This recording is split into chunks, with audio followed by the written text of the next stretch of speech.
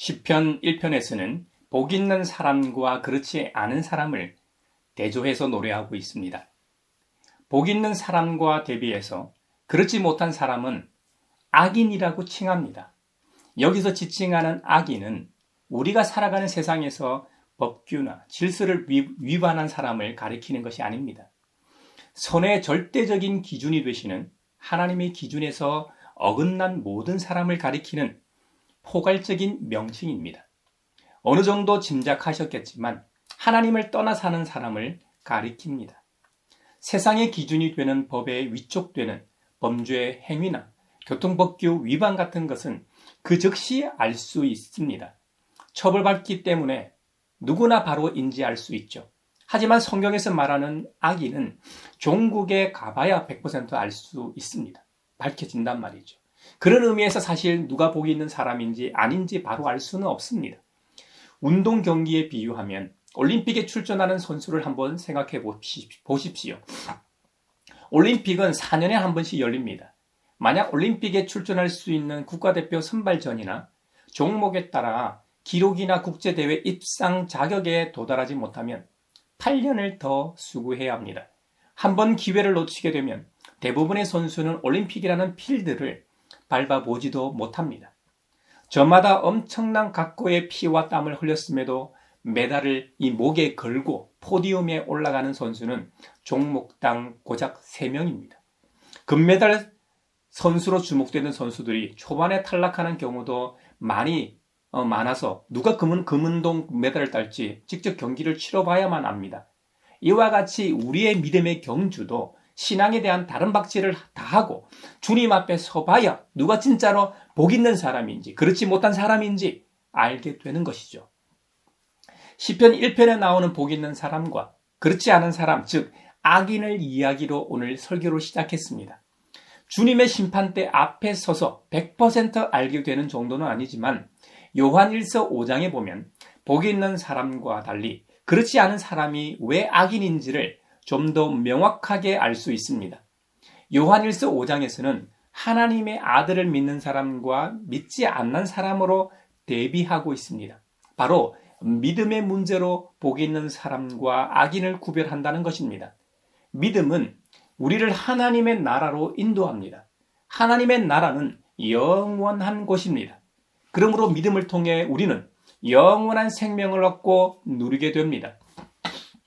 그렇다면 여기서 말하는 영원한 생명을 누리게 한다는 사실을 믿는 믿음은 어떤 것에 대한 믿음일까요? 하나님께서는 이 땅에 영원한 생명을 주셨습니다. 우리에게 영원한 생명을 주셨습니다. 바로 저와 여러분에게 영원한 생명을 주셨습니다. 그런데 그 영원한 생명을 하나님의 아들 예수 그리스도 안에 있게 하셨는데 예수님을 통해 영원한 생명을 주신다는 겁니다. 하나님의 아들인 예수님을 받아들이고 모시고 있는 사람만이 영원한 생명을 가지고 누리게 됩니다. 예수님을 인정하고 받아들이느냐 거부하느냐에 따라 영원한 생명을 소유할 수도 누리지 못할 수도 있다는 의미가 됩니다. 그렇다면 우리가 이 사실을 어떻게 확신할 수 있을까요? 사도 요한은 이렇게 정언합니다. 우리가 일반적으로 이 세상을 살아가면서 사람의 증언도 신뢰하고 받아들이는데 하물며 하나님의 증언을 못 받아들일 이유가 없다는 것이죠. 여러분, 이 사회에서 다툼이나 분쟁이 생기면 법원에 가서 다툽니다. 인간이 재판관으로부터 정황상 근거를 통해 판결을 받고 그것에 굴복하게 됩니다. 우리가 이 사회나 전 세계적으로 보듯이 인간이 하는 일은 완벽할 수가 없습니다. 대체적으로는 신뢰할 수 있지만 절대적으로 100% 신뢰할 수는 없습니다. 소크라테스가 말한 것으로 오해되는 독배, 즉 악법도 법이다는 것이죠. 이 사회의 질서를 위해서 존중하는 것이죠. 재판관은 법정에서 증인의 증언이나 증거물을 근거로 판결하게 됩니다. 이렇듯 사람의 증언도 효력을 발휘합니다. 하물며 하나님의 증언은 어떻겠습니까? 하나님이 누구십니까? 하나님은 창조주로서 태초의 말씀으로 천지 만물을 창조하신 분이십니다. 지금도 살아계셔서 불꽃 같은 눈으로 이 세상을 지켜보고 계십니다. 사랑으로 이 세상의 필요에 따라 깊이 관여하시는 분이십니다.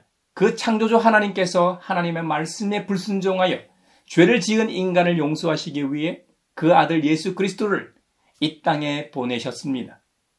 그 아들을 통해, 그 아들 예수님을 통해 우리를 대신해서 십자가에서 대속 제물로 희생하시고 우리의 죄를 싹 제하시고 구원해 주셨습니다.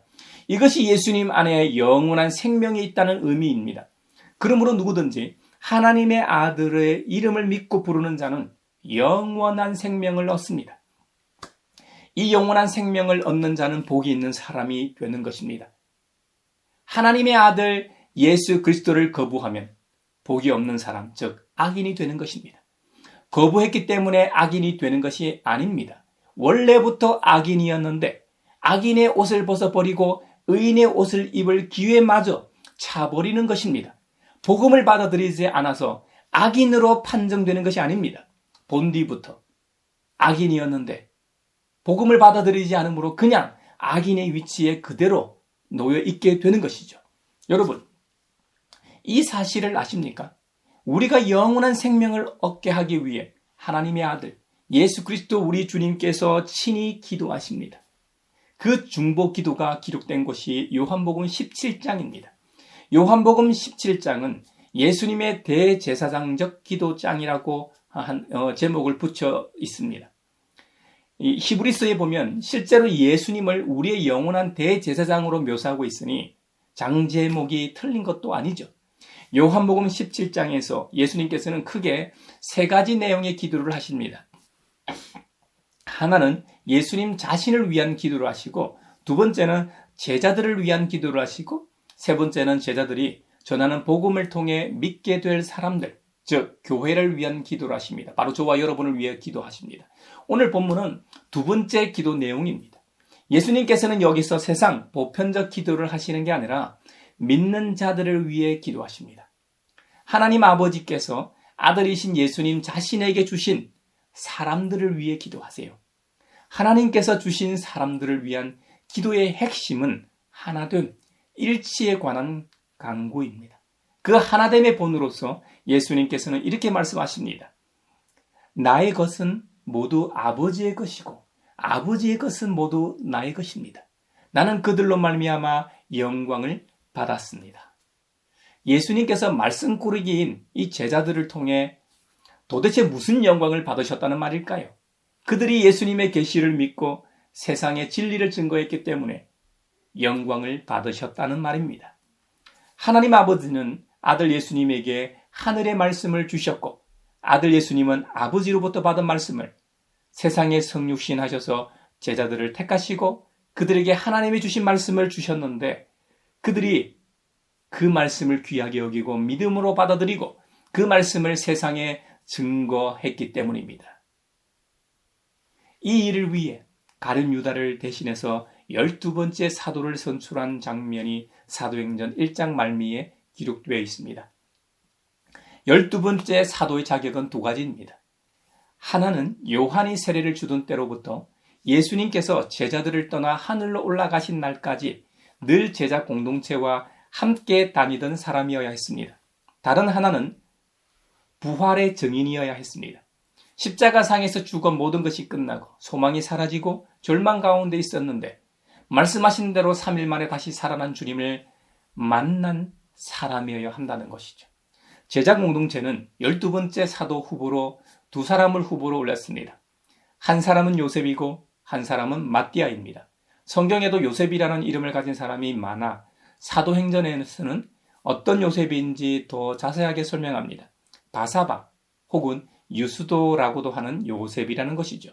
후보로 올린 이 두 명을 놓고 제자 공동체는 기도하며 주님께 아뢰었습니다. 사도행전 1장에 보면 그 내용이 기록되어 있습니다. 모든 사람의 마음을 다하시는 주님, 주님께서 이 두 사람 가운데 누구를 뽑아서 이 섬기는 일과 사도직의 직분을 맡게 하실지를 우리에게 보여주십시오. 그렇게 합심해서 기도한 후에 제비를 뽑아 마띠아를 선출하여 나머지 12번째 사도의 수를 채웠다고 했습니다. 우리식으로 하면 선거를 했다는 말입니다. 그 당시 선거 운동을 하지는 않았을 겁니다. 그야말로 성령의 감동대로 선출했다는 의미입니다. 오늘날도 이런 방식이 있긴 하죠. 가톨릭에서 교황을 선출할 때 보면 콘클라베가 미켈란젤로의 천지창조 이 천장 벽화가 그려져 있는 시스티나 성당에서 열리죠. 주교들 중 가장 선임격인 추기경단이 전 세계에서 다 모여 가톨릭의 수장인 교황을 선출하는 선거 방식입니다. 콘클라베는 특별한 방식으로 진행되기 때문에 좀 더 자세하게 설명하면 라틴어 콘클라베는 라틴어 클라베라는 단어의 합성어입니다. 컴은 with 함께의 뜻이고 이 클라베는 키 열쇠를 뜻합니다. 열쇠는 문을 잠그고 여는 역할을 하죠. 여기서는 당연히 잠근다는 의미로 사용되었습니다. 그러니까 콘클라베는 열쇠로 잠근다는 뜻을 가지고 있고 이것은 새로운 교황이 선출될 때까지 절대로 열리지 않습니다. 13세기에는 새 교황을 선출을 위해 3년 동안이나 진행된 적도 있다고 합니다. 이 선거 기간이 너무 길어짐에 따라서 좀 더 지혜롭고 신속한 선출을 위해 추기경단을 한 곳에 감금하고 빵과 물만을 공급하게 됩니다. 이때 선출된 교황이 그레고리우스 10세인데 당시 교황 선거 방법이 훌륭했음을 인정하고 1274년에 그것을 제도화하게 되고 지금에까지 이르게 됩니다. 오늘날에는 며칠 만에 새로운 교황이 선출되지만 교황 선출 전까지 이 시스티나 이 성당에 유폐된 이 추기경들은 빵, 포도주, 물만을 공급받으며 외부 세계와의 접촉이 일절 차단된 상태에서 투표를 진행합니다.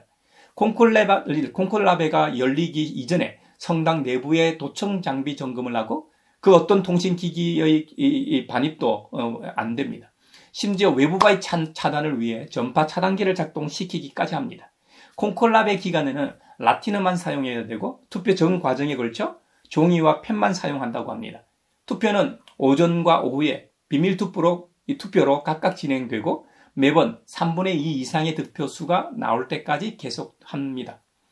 모든 투표는 무기명으로 진행됩니다. 투표가 끝난 뒤에는 투표용지를 태워 나오는 연기를 외부에 이 결과를 알리게 됩니다. 검은 연기는 새로운 교황이 아직 선출되지 않았다는 신호이고 흰 연기는 새 교황이 선출되었다는 신호입니다.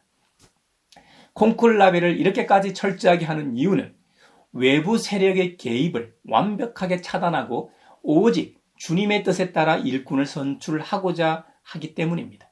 저도 방송을 통해 2번의 콘클라베를 보았습니다. 한 번은 교황 요한 바오로 2세가 서거하고 베네딕토 16세가 선출되었을 때 2005년에 받고 다른 한 번은 건강을 이유로 종신직인 교황직을 자진 사임한 역대 2번째 교황인 베네딕토 16세가 사임하고 프란치스코 현재의 교황이 선출되었던 2014년에 받습니다. 가톨릭에서 교황을 선출하는 이 콘클라베가 제일 좋고 그것을 찬양하는 것이 아닙니다. 교회 역사상 가장 아름다웠던 모델인 초대 교회의 이 원형의 모습을 그나마 간직하고 있기 때문에 언급한 것이고 가룟 유다를 대신해 12번째 사도를 선출한 사도행전 1장의 모습을 유추하기 위해 비유로 든 것입니다. 이렇게 선출한 마띠아를 비롯하여 12사도들은 선택된 자들로서 예수 그리스도의 생명을 소유한 자들이었습니다. 동시에 생명의 빛의 전파자로서 세상의 빛이 되었습니다. 이렇듯 예수님은 우리를 통해 영광을 받으시고 영화롭게 되실 수 있음을 봅니다. 아니, 어떻게 창조주가 피조물을 통해 영광을 받는단 말입니까? 복음의 증인으로서 사는 인생은 이 인생의 이 세상의 그 어떤 인생보다 가치 있는 삶입니다. 먹고 사는 문제도 중요합니다. 먹고 살만해서 이런저런 의미 있는 일을 하는 것도 중요합니다. 하지만 사람 살리는 일보다 더 가치 있는 일은 세상 어디에도 없습니다. 또 한편으로는 하늘에서 내려오신 예수님께서 하시던 이 일을 먼저는 제자들에게 양도하셨고 이제는 그 일을 전도를 통해 우리에게 양도하셨습니다. 세상에서 양도라는 것은 권리나 지위, 재산이나 물건을 남에게 넘겨주는 것을 양도라고 하지 않습니까? 예수님의 권리를, 창조주의 권리를 우리에게 양도하셨다는 말입니다. 이것은 엄청난 사건입니다. 우리가 과연 무엇이 관대? 하나님의 아들 예수님께서 당신의 권리를 우리에게 넘겨주신단 말입니까? 복음의 증인으로서의 삶은 우리에게 양도하신 것은 부담을 주기 위함이 아닙니다. 이것은 가장 위대한 배려입니다. 우리를 통해 영광을 받으시기 위함입니다. 예수님께서 우리를 통해 영광을 받으실 기회를 주시는 것입니다. 예수님께서는 아버지 하나님의 뜻을 행하심으로써 아버지를 영화롭게 하셨습니다. 그것처럼 이제 제자들은 예수님의 뜻을 행함으로써 예수님을 영화롭게 한 것입니다. 12사도와 같이 이제 우리 그리스도인들에게 주님께 영광 돌릴 기회를 주십니다. 할렐루야! 오 주님 감사합니다. 우리에게 영광 돌릴 기회를 주셔서 감사합니다. 그리스도인으로서 우리의 사명은 알겠는데 그렇다면 과연 우리가 이 거룩한 일을 감당할 수 있느냐에 관심이 쏠릴 겁니다. 답은 가능하다입니다. 예수님께서는 우리가 이 거룩한 양도를 이행할 수 있도록 아버지 하나님의 이름으로 지키시고 보호하겠다고 약속하십니다. 그리고 진리의 말씀으로 제자들을 거룩하게 해주시고 그들이 하나 되게 해주십사 중보하고 있습니다. 앞서 예수님께서는 나의 것은 모두 아버지의 것이고 아버지의 것은 모두 나의 것이라고 하셨습니다. 그런데 21절에서는 보다 직설적으로 하나님 아버지는 예수님 안에 계시고 예수님은 아버지 하나님 안에 계신 것과 같이 제자들인 그들도 하나가 되어서 우리 안에 있게 하여 주십사 중보하고 계십니다. 그리스도인의 특징이 세상과 구별되는 거룩함이기도 하지만 더 중요한 것은 하나 되는 것입니다. 일치야말로 그리스도인의 덕목이요 교회의 덕목입니다. 여럿이 마음을 합치는 것, 하나로 뭉치는 것, 한 덩어리가 되는 것, 일치단결은 요즘 교회에서 찾아보기 어렵습니다. 맨날 자기들끼리 지지고 볶고 싸우는 모습을 볼 때 주님께 영광이 되겠습니까? 당회는 이견과 이권으로 맨날 싸우죠. 목사는 장로들을 싫어하고 장로들은 목사를 못 쫓아내 안달이고 서로 들볶고 부대끼고 요란하기만 합니다. 그 이면을 들여다보면 물질이 있습니다. 이 얼마나 속된 모습입니까? 이미 교회는 세속화가 심각합니다. 그래서 많은 젊은이들이 교회당을 떠나 세속 성자, 가난한 성도가 된 것입니다. 그들의 잘못이 아닙니다. 그들을 교회 밖으로 내몬 교회 지도자들과 기성 그리스도인들의 잘못입니다. 오늘을 살아가는 그리스도인들은 모두들 한결같이 교회의 위기라고들 말합니다. 정말 그 말이 하나도 틀린 게 없습니다. 그럼에도 불구하고 아직 교회에 희망이 있습니다. 요한복음 17장에서 보듯이 우리 예수님께서 2000년 전 우리를 위해 하나님 아버지께 친히 중보하셨고 지금도 살아계셔서 하나님 우편에서 우리를 위해 친히 응원하며 중보하고 계시기 때문입니다. 그리고 히브리서 12장에서도 구름같이 둘러싼 허다한 믿음의 증인들이 우리를 위해 응원하고 있기 때문입니다. 그 함성 소리가 들리지 않습니까? 목동 다윗이 응원합니다. 들에서 뒹굴며 양이나 치던 어린 나 같은 자도 하나님께서 이스라엘의 왕으로 삼아 주님의 백성을 다스리시지 않았느냐고 말입니다. 나도 한때 실수하고 크게 잘못했지만 주님께서 용서하시고 다시 한번 일어나서 맡겨주신 사명을 감당하게 하시지 않았느냐고 말입니다. 기생 라합이 하는 응원도 들리지 않습니까? 남들은 한낱 기생이라고 다들 손가락질하고 멸시했지만 여리고 성이 망할 때 주님께서 나와 우리 가정을 구원하여 주시지 않았느냐고 말입니다. 여러분, 그러므로 믿음의 주요 온전케 하시는 예수님을 바라보라고 말합니다. 우리의 답이 예수님께 있습니다. 아멘. 오 주님, 우리도 믿음의 선배들처럼 구름같이 둘러싼 허다한 무리들처럼 우리 후배들을 응원하는 자리에 서게 하소서.